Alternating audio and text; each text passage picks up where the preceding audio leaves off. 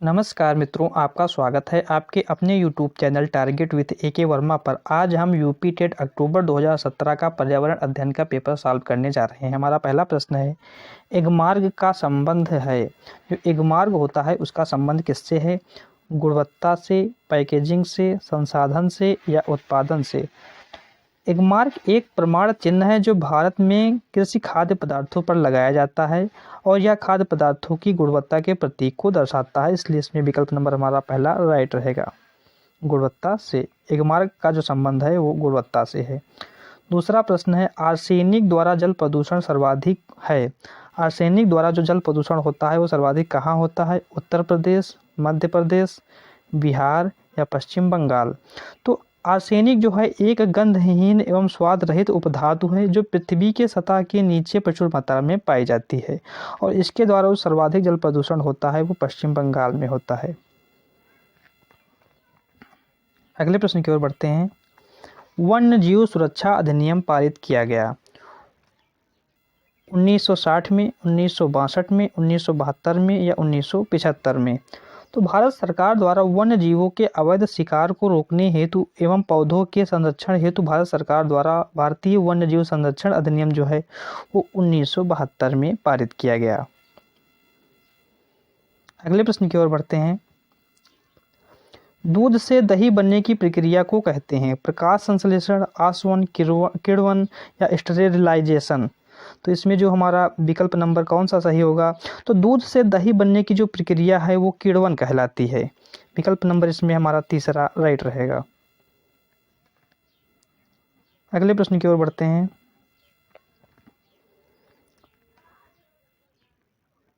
भारतीय संविधान की बात हुई है यहाँ पर। किस देश के संविधान में मौलिक कर्तव्यों को लिया गया है? किस देश के संविधान से यहाँ पर होना चाहिए? किस देश के संविधान से मौलिक कर्तव्यों को लिया गया है? Germany, United kingdom, USA, USSR. तो किस देश से जो है लिया गया है? तो इसमें हमारा राइट आंसर होगा यूएसएसआर। भारतीय संविधान में मौलिक कर्तव्यों को यूएसएसआर का मतलब हुआ सोवियत संघ से लिया गया है और यह सरदार स्वर्ण सिंह समिति के सुझाव पर 42वें संविधान संशोधन 1976 के द्वारा इसे भारतीय संविधान में जोड़ा गया है और जिनकी संख्या जो है वह 10 है और ये जो हमारे चौथे ए भाग में वर्णित हैं। भाग नंबर चौथे का ए। अगला प्रश्न देखते हैं। ध्रुव तारा कहा जाता है। जो ध्रुव तारा है वो कहा जाता है उत्तरी तारे को, दक्षिणी तारे को, पूर्वी तारे को या पश्चिमी तारे को। तो जो ध्रुव तारा जो होता है वो कहते हैं जो हम उत्तरी तारे को, क्योंकि ये उत्तर दिशा में होता है, इसलिए विकल्प नंबर हमारा पहला राइट रहेगा।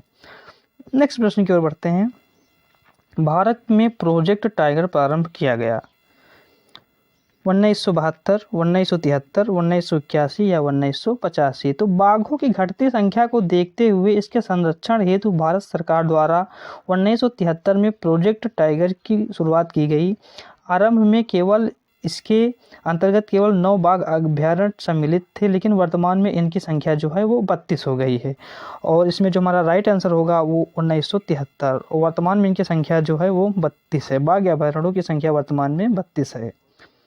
नेक्स्ट प्रश्न की ओर बढ़ते हैं। जो फूलों की घाटी स्थित है जम्मू कश्मीर, हिमाचल प्रदेश, सिक्किम या उत्तराखंड। तो फूलों की घाटी एक राष्ट्रीय पार्क है जो उत्तराखंड में स्थित है। विकल्प नंबर यहाँ पर चौथा राइट रहेगा। अगले प्रश्न की ओर बढ़ते हैं। अगला प्रश्न है, एक वयस्क मानव में कुल अस्थियों की संख्या होती है।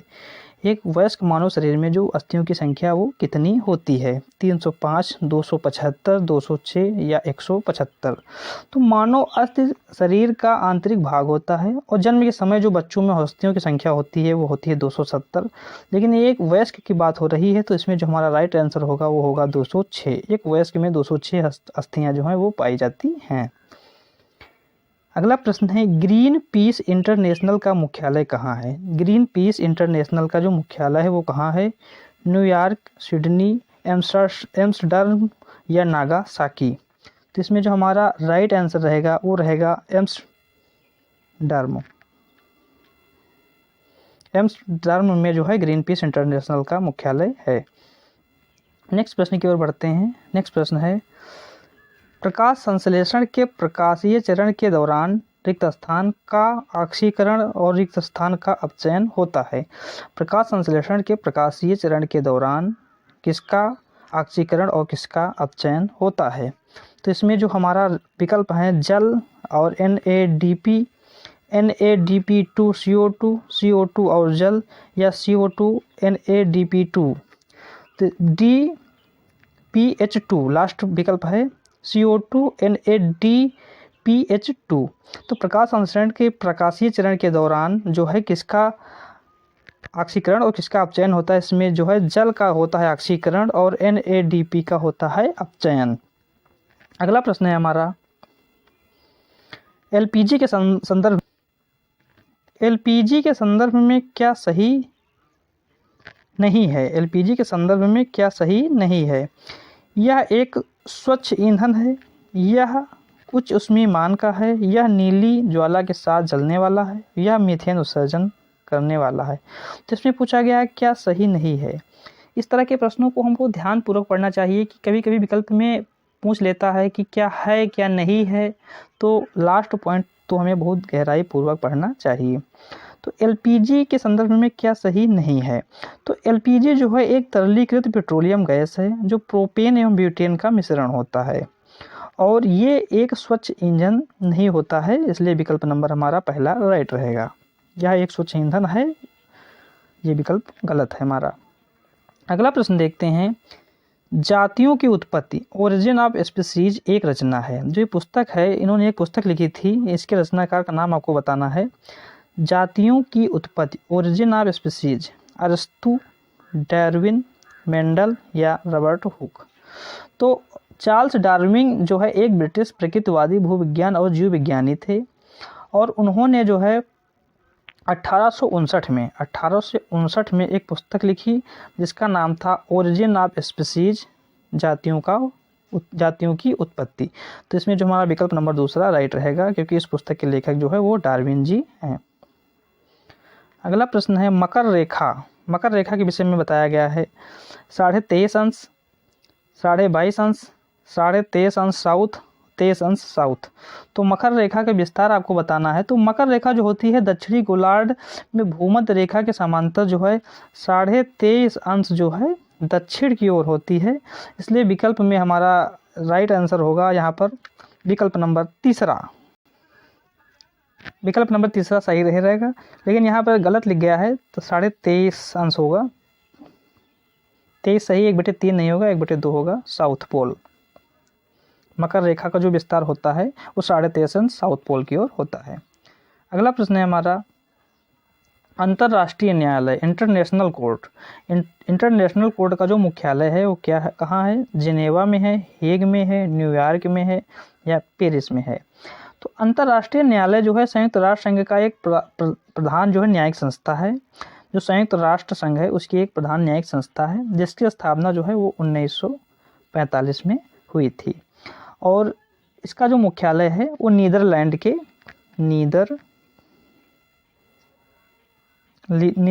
जो है हेग शहर में है। इसका जो मुख्यालय है वो नीदरलैंड के हेग शहर में है और इसने जो है 1946 में अपना कार्य करना शुरू कर दिया था। अंतर्राष्ट्रीय न्यायालय ने 1946 में अपना कार्य करना आरंभ कर दिया था और इसमें जो है 15 न्यायाधीशों की जो संख्या होती है वो 15 होती है और इनका जो कार्यकाल होता है वो 9 वर्ष होता है। अगला प्रश्न है हमारा, संविधान सभा ने राष्ट्रीय गान को अपनाया। जो संविधान सभा थी उसने राष्ट्रीय गान को कब अपनाया? 20 जनवरी 1950, 24 जनवरी 1950, 21 मई 1950 या 13 नवंबर 1950। तो जो जनगण मन भारत का राष्ट्रगान है ये मूलतः बंगाली भाषा में लिखा गया था, बंगाली भाषा में, और इसके रचनाकार थे हमारे महापंडित रविंद्रनाथ टैगोर जी और इन्होंने इनके द्वारा जो रचित जनगण मन है इसे सर्वप्रथम 1911 में कलकत्ता अधिवेशन में गाया गया था और राष्ट्रगान जो है वो 52 सेकंड में गाया जाता है और इसको जो संविधान सभा ने 24 जनवरी 1950 को अपनाया था। विकल्प नंबर यहाँ दूसरा राइट रहेगा। अगला प्रश्न है, पुष्कर मेला कहाँ आयोजित होता है? जो पुष्कर मेला है एक मतलब जो है बहुत बड़ा मेला है पुष्कर मेला, वो जो है कहाँ आयोजित किया जाता है? जयपुर, उदयपुर, जोधपुर या अजमेर? तो हमारा जो ये पुष्कर मेला है ये जो है अजमेर में लगता है, पुष्कर मेला अजमेर। अगला प्रश्न है हमारा, निम्नलिखित पराबैंगनी किरणों में कौन सा अधिक हानिकारक है? तो जो पराबैंगनी किरणें होती हैं उनमें कौन सा जो है अधिक हानिकारक होता है? Ultraviolet A, ultraviolet B, ultraviolet 3? तो इनमें से कोई नहीं। तो यहाँ जो अल्ट्रावायलेट UVA होती हैं ये किरणें जो है सर्वाधिक खतरनाक होती हैं, हमारे शरीर के लिए अत्यंत हानिकारक होती हैं। विकल्प नंबर पहला राइट रहेगा। अगला प्रश्न है, निम्नलिखित में कौन सा जैवमंडल का अजैविक घटक नहीं है? तो इसमें आपको बताना है निम्नलिखित में से कौन सा जैवमंडल का अजैविक घटक नहीं है? प्रोटीन, मृदा, कवक या फास्फोरस? तो कवक एक प्रकार का पौधा है जो अपना भोजन मृत कार्बनिक पदार्थों से प्राप्त करता है। यह जीवों का विशाल समुदाय है जो वनस्पति जगत में वर्गीकृत किया जाता है। यह एक परागण रहित होता है। कवक जैवमंडल का अजैविक घटक नहीं है। यह एक परजीवी पौधा है। तो विकल्प नंबर यहाँ हमारा तीसरा राइट रहेगा। यह एक परजीवी पौधा है और ये अजैविक घटक नहीं है। अगले प्रश्न की ओर बढ़ते हैं। अगला प्रश्न है, गिर शेर परियोजना स्थित है गुजरात, महाराष्ट्र, उत्तर प्रदेश या मध्य प्रदेश? तो गिर, जहाँ पर गिर की बात आ जाती है तो वहाँ हमारा राइट आंसर गुजरात रहता है। विकल्प नंबर पहला गिर, गुजरात। गिर शेर परियोजना जो है वो गुजरात में है। गुजरात के जूनागढ़ में गिर शेर परियोजना भारत सरकार द्वारा जो है वो 1972 में स्थापित की गई और यह एक वन्यजीव अभ्यारण्य शेरों के लिए प्रसिद्ध है। यहाँ पर प्रत्येक वर्ष में बड़ी संख्या में पशु यहाँ भोजन की तलाश में आते रहते हैं। नेक्स्ट प्रश्न देखते हैं, WWF से क्या आशय है? World wild fund, world far fund, world wildlife fund, world watch fund?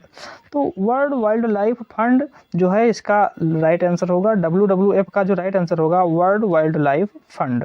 विश्व का एक सबसे बड़ा संरक्षण संगठन है जो 1961 में अस्तित्व में आया और यह पर्यावरण संरक्षण अनुसंधान से संबंधित कार्य करता है और इसका जो मतलब मुख्यालय है वो स्विट्जरलैंड के ग्लैंड शहर में, किस शहर में है? ग्लैंड शहर में है। विकल्प नंबर तीसरा राइट रहेगा, वर्ल्ड वाइल्ड लाइफ फंड। अगला प्रश्न देखते हैं, गंगा नदी से संबंधित है। गंगा नदी जो है वो कहाँ से निकलती है? अरावली श्रेणी, लद्दाख ग्लेशियर, गंगोत्री ग्लेशियर या मिलाप ग्लेशियर? तो गंगा नदी जो है भारत की सबसे लंबी नदी है और जिसकी जो लंबाई है वो 2525 किलोमीटर है। ये भारत की सबसे लंबी नदी है और जो उत्तराखंड में स्थित जो है गंगोत्री ग्लेशियर से निकलती है। विकल्प नंबर यहाँ पर तीसरा राइट रहेगा। इसे भारत की सबसे पवित्र नदी कहा जाता है। ये जो नदी होती है भारत की सबसे पवित्र नदी है और मीठे जल में पाए जाने वाली दुर्लभ डॉल्फिन यहाँ पर पाई जाती है। जो गंगे डॉल्फिन है उसको भारत सरकार ने जो है राष्ट्रीय जलीय जो है जीव भी घोषित कर दिया है। मुख्य रूप से इसका जो बहाव है वो उत्तर प्रदेश में है, उत्तराखंड में है, बिहार में है और पश्चिम बंगाल में है। अगला प्रश्न देखते हैं, भारत में निम्नलिखित में से कौन सी एजेंसी मुख्य रूप से प्रदूषण के मामले से संबंधित है? ग्रीन ट्रिब्यूनल प्रदूषण के मामले से कौन सी एजेंसी है जो भारत में संबंधित है? ग्रीन ट्रिब्यूनल, केंद्रीय प्रदूषण नियंत्रण बोर्ड, केंद्रीय जल आयोग या अगला हमारा जो विकल्प है वो है सर्वे ऑफ इंडिया। तो इसमें जो हमारा राइट आंसर रहेगा वो रहेगा, इसमें जो हमारा राइट आंसर रहेगा वो रहेगा केंद्रीय प्रदूषण नियंत्रण बोर्ड जो है भारत में जो मुख्य एजेंसी है प्रदूषण के मामले में वो है केंद्रीय प्रदूषण नियंत्रण बोर्ड। अगले प्रश्न की ओर देखते हैं, कोटोफैक्सी एक जागृत ज्वालामुखी है। ज्वालामुखी की बात हो रही है यहाँ पर। कोटोफैक्सी जो है एक जागृत ज्वालामुखी है जो कहाँ पर स्थित है? सिसिली में है, हवाई में है, एंडीज में है या रॉकीज में है? तो कोटोफैक्सी जो है वो सक्रिय ज्वालामुखियों में से एक आता है। ये सक्रिय ज्वालामुखी है और जो मतलब एंडीज पर्वत है ये उस पर स्थित है। विकल्प नंबर यहाँ पर तीसरा राइट रहेगा। अगले प्रश्न की ओर बढ़ते हैं। तिब्बत की सांगपो नदी भारत में किस नाम से जानी जाती है? गंगा, यमुना, ब्रह्मपुत्र या सिंधु? तो यहाँ पर जो तिब्बत की सांगपो नदी है उसके नाम के बारे में बताया गया है, उसको भारत में किस नाम से जानते हैं? जो ब्रह्मपुत्र नदी है उसे तिब्बत की सांगपो नदी के नाम से जाना जाता है। तिब्बत में इसे सांगपो कहते हैं तथा भारत में इसे ब्रह्मपुत्र नदी कहते हैं। अगला प्रश्न है, घास भूमि क्षेत्र के पारतंत्र की खाद्य श्रृंखला में सबसे उच्च स्तर के उपभोक्ता होते हैं। घास भूमि क्षेत्र के पारतंत्र की खाद्य श्रृंखला में सबसे उच्च स्तर के उपभोक्ता होते हैं शाकाहारी, मांसाहारी, जीवाणु, मांसाहारी या शाकाहारी। तो घास भूमि के पारतंत्र की जो खाद्य श्रृंखला में है उससे सबसे जो उच्च स्तर के उपभोक्ता होते हैं वो होते हैं हमारे कौन से? मांसाहारी। विकल्प नंबर दूसरा राइट रहेगा। अगला प्रश्न देखते हैं, वायुमंडल की प्रमुख स्तर है जो पृथ्वी तल के नज़दीक है। कौन सी जो स्तर है वायुमंडल की वो पृथ्वी तल के सर्वाधिक नज़दीक है? समताप मंडल, क्षोभ मंडल, मध्य मंडल है या अयन मंडल है? तो क्षोभ मंडल जो है वो वायुमंडल की सबसे निचली परत होती है। यह मंडल जैवमंडलीय परिस्थितियों के लिए सर्वाधिक महत्वपूर्ण है और यह 165 किलोमीटर की जो है ऊंचाई तक इसमें जो है एक पाई जाती है तथा इसकी ऊंचाई तक अगर जाते हैं तो यहाँ पर 1 डिग्री सेंटीग्रेड के तापमान में भी कमी देखने को मिलती है। और ध्रुवों पर जो इसकी ऊंचाई होती है वो होती है 8 से 10 किलोमीटर। ध्रुवों पर इसकी ऊंचाई जो है वो सर्वाधिक कम होती है।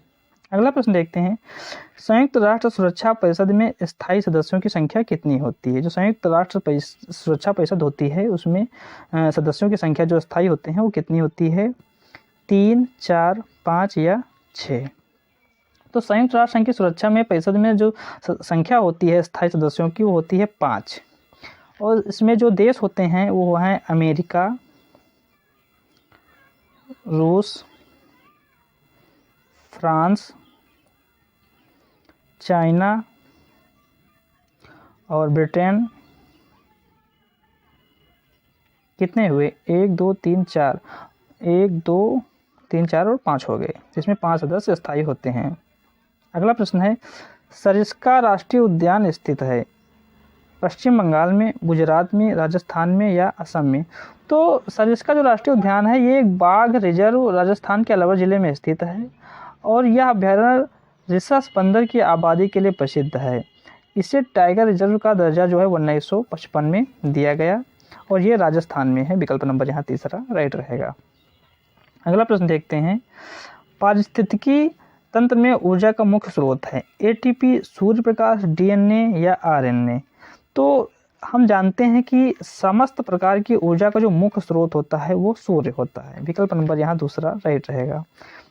मित्रों, ये रहे आज के हमारे 30 प्रश्न जिसकी हमने व्याख्या की है। आशा है ये वीडियो आपको जरूर अच्छा लगा होगा। अगर आपको हमारा वीडियो पसंद आया हो तो प्लीज़ लाइक शेयर सब्सक्राइब जरूर करें। धन्यवाद मित्रों।